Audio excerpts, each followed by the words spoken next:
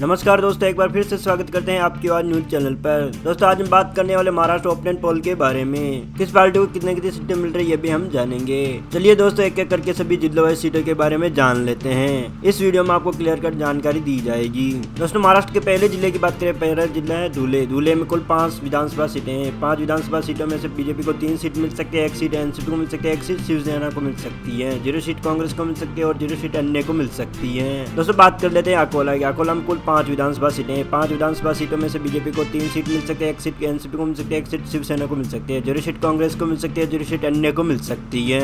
दोस्तों महाराष्ट्र के अगले जिले की बात करें, अगला जिला है बीड। बीड में कुल 6 विधानसभा सीटें हैं। 6 विधानसभा सीटों में से 3 सीट बीजेपी को मिल सकती है, 1 सीट एनसीपी को मिल सकती है, 2 सीट शिवसेना को मिल सकती है, 0 सीट कांग्रेस को मिल सकती है, 0 सीट अन्य को मिल सकती है। दोस्तों हमने महाराष्ट्र की 288 सीटों में से 16 सीट की हमने बात कर ली है, जिसमें से 9 सीट बीजेपी को मिल सकती है, 3 सीट एनसीपी को मिल सकती है, 4 सीट शिवसेना को मिल सकती है, 0 सीट कांग्रेस को मिल सकती है, 0 सीट अन्य को मिल सकती है। दोस्तों महाराष्ट्र के अगले जिले की बात करें, अगला जिला है औरंगाबाद। औरंगाबाद में कुल 9 विधानसभा सीटें हैं। 9 विधानसभा सीटों में से बीजेपी को 5 सीट मिल सकती है, 2 सीट एनसीपी को मिल सकती है, 2 सीट शिवसेना को मिल सकती है, 0 सीट कांग्रेस को मिल सकती है, 0 सीट अन्य को मिल सकती है। दोस्तों महाराष्ट्र के अगले जिले की बात करें, अगला जिला है रत्नागिरी। रत्नागिरी में कुल 5 विधानसभा सीटें हैं। 5 विधानसभा सीटों में से 4 सीट बीजेपी को मिल सकती है, 0 सीट एनसीपी को मिल सकती है, 1 सीट शिवसेना को मिल सकती है, 0 सीट कांग्रेस को मिल सकती है, 0 सीट अन्य को मिल सकती है। दोस्तों महाराष्ट्र के अगले जिले की बात करें, अगले जिला जलना। जलना में कुल 5 विधानसभा सीटें हैं। 5 विधानसभा सीटों में से 2 सीट बीजेपी को मिल सकती है, 0 सीट एनसीपी को मिल सकती है, 1 सीट शिवसेना को मिल सकती है, 2 सीट कांग्रेस को मिल सकती है, 0 सीट अन्य को मिल सकती है। दोस्तों हमने महाराष्ट्र की 288 सीटों में से 35 सीट की हमने बात कर ली है, जिसमें से 20 सीट बीजेपी को मिल सकती है, 5 सीट एनसीपी को मिल सकती है, 8 सीट शिवसेना को मिल सकती है, 2 सीट कांग्रेस को मिल सकती है, 0 सीट अन्य को मिल सकती है। दोस्तों महाराष्ट्र के अगले जिले बात करें, अगले जिला भंडारा। भंडारा में कुल 3 विधानसभा सीटों में से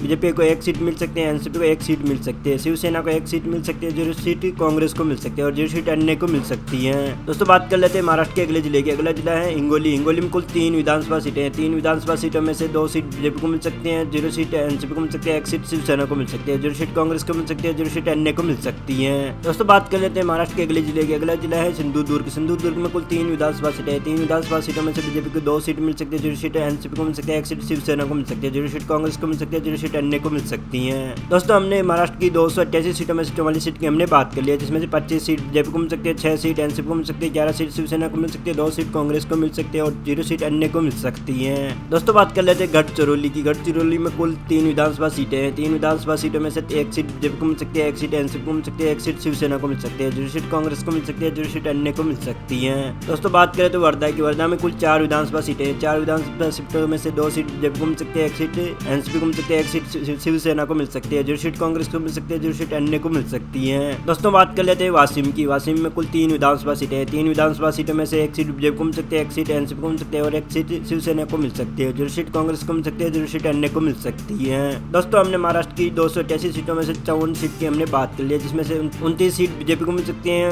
9 सीट एनसीपी को मिल सकती है, 14 सीट शिवसेना को मिल सकती है, 2 सीट कांग्रेस को मिल सकती है, 0 सीट अन्य को मिल सकती है। दोस्तों बात कर लेते हैं गोदिया की। गोदिया में कुल 4 विधानसभा सीटें हैं। 4 विधानसभा सीटों में से 2 सीट बीजेपी को मिल सकती है, 1 सीट एनसीपी को मिल सकती है, 1 सीट शिवसेना को मिल सकती है, 0 सीट कांग्रेस को मिल सकती है, 0 सीट अन्य को मिल सकती है। दोस्तों बात कर लेते हैं नंदुरबार की। नंदुरबार में कुल 4 विधानसभा सीटें हैं। 4 विधानसभा सीटों में से 2 सीट बीजेपी को मिल सकती है, 1 सीट एनसीपी को मिल सकती है, 1 सीट शिवसेना को मिल सकती है, 1 सीट कांग्रेस को मिल सकती है, 0 सीट अन्य को मिल सकती है। दोस्तों बात कर लेते हैं महाराष्ट्र के परभणी जिले की। परभणी जिले में कुल 4 विधानसभा सीटें हैं। 4 विधानसभा सीटों में से 1 सीट बीजेपी को मिल सकती है, 1 सीट एनसीपी को मिल सकती है, 1 सीट शिवसेना को मिल सकती है, 1 सीट कांग्रेस को मिल सकती है और 0 सीट अन्य को मिल सकती है। दोस्तों हमने महाराष्ट्र की 288 सीटों में 66 सीट की हमने बात कर ली, जिसमें 34 सीट बीजेपी को मिल सकती है, 13 सीट एनसीपी को मिल सकती है, 16 सीट शिवसेना को मिल सकती है, 4 सीट कांग्रेस को मिल सकती है, 0 सीट अन्य को मिल सकती है। दोस्तों बात कर लेते हैं उस्मानाबाद की। उस्मानाबाद में कुल 4 विधानसभा सीटें हैं। 4 विधानसभा सीटों में से बीजेपी को 1 सीट मिल सकती है, 0 सीट एनसीपी को मिल सकती है और 3 सीट शिवसेना को मिल सकती है और 0 सीट कांग्रेस को मिल सकती है और 0 सीट अन्य को मिल सकती है। दोस्तों बात कर लेते हैं लातूर की। लातूर में कुल 6 विधानसभा सीटें हैं। 6 विधानसभा सीटों में से 4 सीट बीजेपी को मिल सकती है, 1 सीट एनसीपी को मिल सकती है, 1 सीट शिवसेना को मिल सकती है, 0 सीट कांग्रेस को मिल सकती है, 0 सीट अन्य को मिल सकती है। दोस्तों बात कर लेते हैं अमरावती की। अमरावती में कुल 8 विधानसभा सीटें हैं। 8 विधानसभा सीटों में से 5 सीट बीजेपी को मिल सकती है, 1 सीट एनसीपी को मिल सकती है, 1 सीट शिवसेना को मिल सकती है, 0 सीट कांग्रेस को मिल सकती है, 1 सीट अन्य को मिल सकती है। दोस्तों हमने महाराष्ट्र की 288 सीटों में से 84 सीट की हमने बात कर ली है, जिसमें से 44 सीट बीजेपी को मिल सकती है, 14 सीट एनसीपी को मिल सकती है, 21 सीट शिवसेना को मिल सकती है, 4 सीट कांग्रेस को मिल सकती है, 1 सीट अन्य को मिल सकती है।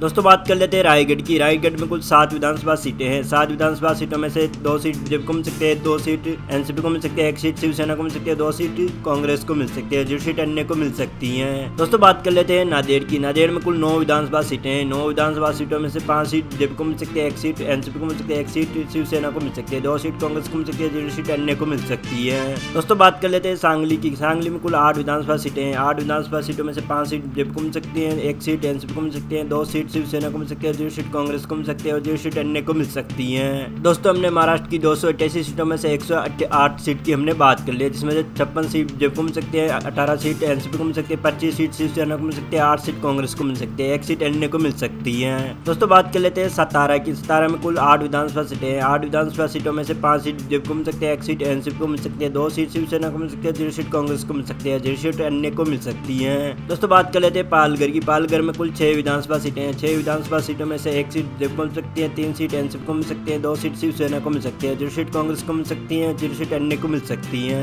दोस्तों बात कर लेते हैं यवतमाल की। यवतमाल में कुल 7 विधानसभा सीटें हैं। 7 विधानसभा सीटों में से 4 सीट जेपी को मिल सकती है, 0 सीट एनसीपी को मिल सकती है, 2 सीट शिवसेना को मिल सकती है, 1 सीट कांग्रेस को मिल सकती है, 0 सीट अन्य को मिल सकती है। दोस्तों हमने महाराष्ट्र की 288 सीटों में से 129 सीट की हमने बात कर ली है, जिसमें से 66 सीट जेपी को मिल सकती है, 22 सीट एनसीपी को मिल सकती है और 31 सीट शिवसेना को मिल सकती है और 9 सीट कांग्रेस को मिल सकती है, 1 सीट अन्य को मिल सकती है। दोस्तों बात कर लेते हैं बुल्डाना की। बुल्डाना में कुल 7 विधानसभा सीटें हैं। 7 विधानसभा सीटों में से 5 सीट जेपी को मिल सकती है, 1 सीट एनसीपी को मिल सकती है, 1 सीट शिवसेना को मिल सकती है और 1 सीट कांग्रेस को मिल सकती है और 0 सीट अन्य को मिल सकती है। दोस्तों बात कर लेते हैं चंद्रपुर की। चंद्रपुर में कल 6 विधानसभा सीटें हैं। 6 विधानसभा सीटों में से 4 सीट जेपी को मिल सकती है, 1 सीट एनसीपी को मिल सकती है, 1 सीट शिवसेना को मिल सकती है, 0 सीट कांग्रेस को मिल सकती है, 0 सीट अन्य को मिल सकती है। दोस्तों बात कर लेते हैं अहमदनगर की। अहमदनगर में कुल 12 विधानसभा सीटें हैं। 12 विधानसभा सीटों में से 7 सीट जेपी को मिल सकती है, 1 सीट एनसीपी को मिल सकती है, 1 सीट शिवसेना को मिल सकती है, 2 सीट कांग्रेस को मिल सकती है, 1 सीट अन्य को मिल सकती है। दोस्तों हमने महाराष्ट्र की 288 सीटों में से 154 सीट की हमने बात कर ली है, जिसमें से 85 सीट जेपी को मिल सकती है, 25 सीट एनसीपी को मिल सकती है, 34 सीट शिवसेना को मिल सकती है, 11 सीट कांग्रेस को मिल सकती है, 2 सीट अन्य को मिल सकती हैं। दोस्तों बात कर लेते हैं जलगांव की। जलगांव में कुल 11 विधानसभा सीटें हैं। 11 विधानसभा सीटों में से 8 सीट जेपी को मिल सकती है, 0 सीट एनसीपी को मिल सकती है और 0 सीट शिवसेना को मिल सकती है और 3 सीट कांग्रेस को मिल सकती है, 0 सीट अन्य को मिल सकती हैं। दोस्तों बात कर लेते हैं कोल्हापुर की। कोल्हापुर में कुल 10 विधानसभा सीटें हैं। 10 विधानसभा सीटों में से 5 सीट जेपी को मिल सकती है, 3 सीट एनसीपी को मिल सकते हैं, 2 सीट शिवसेना को मिल सकती है और 0 सीट अन्य को मिल सकती है। दोस्तों बात कर लेते हैं मुंबई की। मुंबई में कुल 10 विधानसभा सीटें हैं। 10 विधानसभा सीटों में से 5 सीट जेपी को मिल सकती है, 2 सीट एनसीपी को मिल सकती है, 3 सीट शिवसेना को मिल सकती है, 0 सीट कांग्रेस को मिल सकती है, 0 सीट अन्य को मिल सकती है। दोस्तों हमने महाराष्ट्र की 288 सीटों में से 185 सीट की हमने बात कर ली है, जिसमें से 100 सीट जेपी को मिल सकते हैं, 30 सीट एनसीपी को मिल सकते हैं, 39 सीट शिवसेना को मिल सकते हैं, 14 सीट कांग्रेस को मिल सकते हैं, 2 सीट अन्य को मिल सकती है। दोस्तों बात कर लेते हैं सोलापुर की। सोलापुर में कुल 11 विधानसभा सीटें हैं। 11 विधानसभा सीटों में से 6 सीट जेपी को मिल सकती है, 2 सीट एनसीपी को मिल सकती है, 2 सीट शिवसेना को मिल सकती है, 1 सीट कांग्रेस को मिल सकती है, 0 सीट अन्य को मिल सकती है। दोस्तों बात कर लेते हैं नागपुर की। नागपुर में कुल 12 विधानसभा सीटें हैं। 12 विधानसभा सीटों में से 5 सीट जेपी को मिल सकती है, 5 सीट एनसीपी को मिल सकती है और 2 सीट शिवसेना को मिल सकती है, 0 सीट कांग्रेस को मिल सकती है, 0 सीट अन्य को मिल सकती है।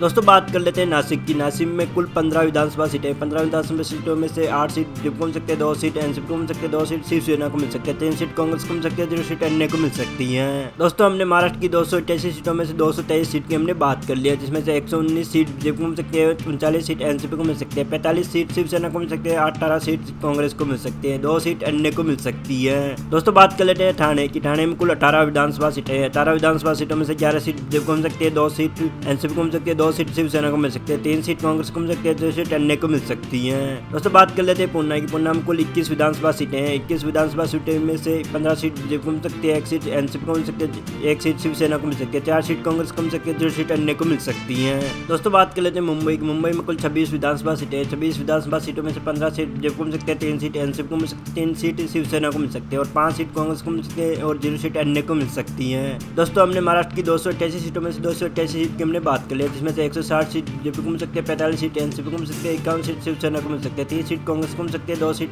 अन्य को मिल सकती है। दोस्तों मिलते हैं अगली वीडियो में, तब तक के लिए जय हिंद, वंदे मातरम।